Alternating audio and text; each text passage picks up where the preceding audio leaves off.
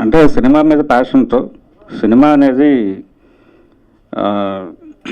అంటే Iranian movie నుంచి వీళ్ళు ప్రేరణ పొంది తీసినటువంటి ఒక షార్ట్ ఫిల్మ్ ఇది. దీని నిడివి ఒక 60 నిమిషాల 82 మినిట్స్ ఇది నిడివి. ఈ మొత్తం సినిమాని వీళ్ళు ఒక కారులో కెమెరా పెట్టి షూట్ చేసినటువంటి ఇది ఒక కొత్త పద్ధతి, ఒక ఇన్నోవేటివ్ ఇది తెలుగు ఇండస్ట్రీకి ఇవ్వాలనేటువంటి ఉత్సాహం ఉన్న కుర్రాళ్ళు చేసిన సినిమా ఇది. మనకి సాహిత్యంలో స్ట్రీమ్ ఆఫ్ కాన్షియస్నెస్ అనే ఒక ప్రక్రియ ఉంది. అంటే ఒకరోజు జరిగిన ఘటనలన్నీ తీసుకుని ఒక నవలగా రాయటం అనేది. అంబసయ్య, అనుక్షణికం ఇలాంటి నవలలు వచ్చాయి. ఇప్పుడు అదే పద్ధతిని వీళ్ళు తెరకి అనువదించి ఈ సినిమా తీశారు. జాఫర్ పనాహీ అనేది ఇస్ డైరెక్టర్ అండి ఇరాన్లో. So is very famous for his works అనమాట. Is very independent. అతన్ని సినిమాలు తీయకుండా దే బ్యాన్డ్ హిమ్ అనమాట. 20 ఏళ్ళగా is like very famous world wide.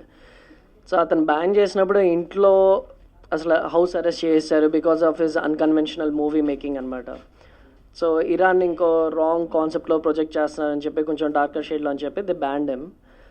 So అతను ఏం చేశాడంటే హౌస్ అరెస్ట్ చేయగానే జస్ట్ అతని సెల్ ఫోన్ యూజ్ చేసుకుని ఐఫోన్ ఒక ఇంట్లో ఒక పిల్లి ఉండేది, జస్ట్ పిల్లి ఐఫోన్తో సినిమా షూట్ చేసుకొని అతని కంప్యూటర్లోనే ఎడిట్ చేసేసుకొని he put that into a cake. ఒక యూఎస్బీని కేక్లో పెట్టేసి ఆ కేక్ని కాన్స్ ఫిలిం ఫెస్టివల్కి స్మగుల్ చేశారన్నమాట. అండ్ దెన్ కాన్స్లో వాళ్ళు స్క్రీన్ చేసి became like world wide phenomena అయిపోయింది. టూ మచ్ ఆఫ్ అక్లాడేషన్, చాలా పేరు వచ్చేయగానే సో వరల్డ్ సినిమా ప్రెషర్ మొత్తం ఇరాన్లో పెట్టి అతను కొంచెం ఫ్రీ చేయాలి, కొంచెం అంత రిస్ట్రిక్టెడ్గా ఉంచకూడదు ఒక ఫిల్మ్ మేకర్ని అని చెప్తే, నువ్వు బయట తీయకూడదు కానీ ఇరాన్ బయట తీయకూడదు కానీ నువ్వు ఇంట్లో ఏమైనా తీసుకోవచ్చు అని పర్మిషన్ ఇస్తే అతను ఒక కార్ని మొత్తం రిగ్ చేసుకొని హీ షాట్ ఎ ఫిలిం. అది మళ్ళీ అతని గోల్డెన్ బేర్ అవార్డు వచ్చినప్పుడు that was a humungous hit అనమాట. గోల్డెన్ బేర్ అవార్డు వచ్చినప్పుడు that's a director who said this like this film is a love letter to cinema అని చెప్పి. సో దానికి ఇన్స్పిరేషన్గా తీసుకొని మేము it's our tribute to Jafar Panahi. ఒక directors journey of a day, morning నుంచి evening దాకా 9 క్యారెక్టర్స్ని కలుస్తాడు. కెమెరా అనేది కార్లోంచి బయటికి వెళ్ళదు. And then he meets 9 characters. There's no script for the film. It's an improvisation film. Script అంటూ లేకుండా we just made a film. So the whole concept of making this film is like we want to give an example. మీరు screen చేసుకోవడానికి థియేటర్లు అక్కర్లేదు, cinema చేయడానికి బడ్జెట్లు అక్కర్లేదు, producer అక్కర్లేదు, ఏమక్కర్లేదు. If you have an idea you can make a film, you can release it for yourself. Cinema గురించి డైరెక్టర్ గారు మాట్లాడతారు కానీ as a producer that I want to say something. To make a film డబ్బులు అవసరం లేదండి, మీకు idea ఉంటే సరిపోతుంది. మేము ఆల్రెడీ రామానాయుడులో 2 షోస్ వేసాము. It was like humongous hit. I mean house full అయిపోయింది 2 షోస్. అండ్ రేపు నైట్ ఒక షో ఉంది మాకు ఆల్రెడీ, అది కూడా నిండిపోయింది.